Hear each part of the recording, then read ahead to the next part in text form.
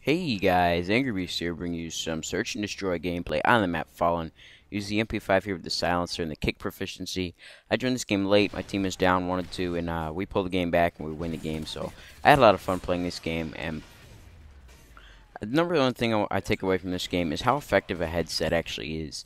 Now, it doesn't come too much into play in this round, but in the next two rounds, I'm hearing people all over. Like right there, I heard that guy coming down the stairs. And that's something that's invaluable in this game. Now, know a lot of people think that headsets are cheap and they're overpowered, but in reality, no, they're not. You can get the same effect that you do out of a headset from using speakers if you just turn up the volume all the way. I want to point out why I run all the way back here away from the action. It's because I saw my teammate die and I didn't realize the guy had already shot on the radar. But that was a mistake on my part, and I never should have ran back here. But if you turn up your speakers all the way, there really isn't too much of an advantage you can get from a headset, other than the fact that, hey, I'm not bothering anyone else around me with a really loud game sound. And, you know, I hear a lot of people all the time in Kirsten's forum saying, oh, headsets are overpowered, there needs to be some other way to counter them.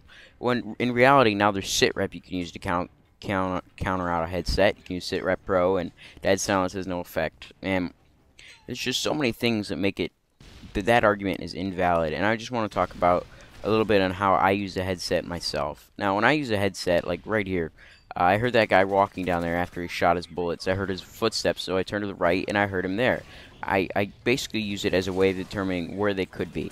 I don't use it as like a, ooh, nice double kill there, but I don't use it as a way to determine where the enemies are exactly. I determine positions where they could be.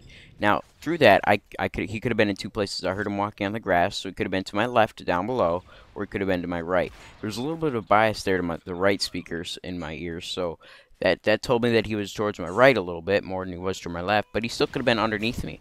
So I took a risk in stopping and turning around to look to the right in that situation, which really I could have avoided, but in the end it turns out being good because he was there as my headset notified me, and I could have done the exact same thing with a pair of speakers. Not even surround speakers. You don't really need surround speakers. You just need to have the speakers loud enough to where you can hear direction.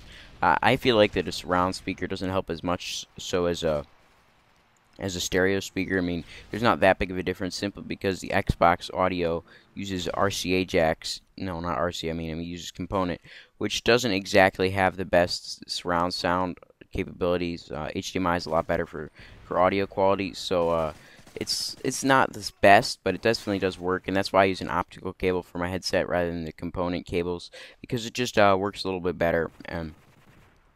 You definitely choose optical if you can over the component cables because it works a lot better and you could hear people so much easier, and it's just an advantage that you really don't have any other way. Now, the gameplay is over. I killed the final guy. Hope you guys enjoyed it. It's being a 7-1 search and destroy round. I'm Angry Beast and I'm signing out, and I'll catch you guys in my next video.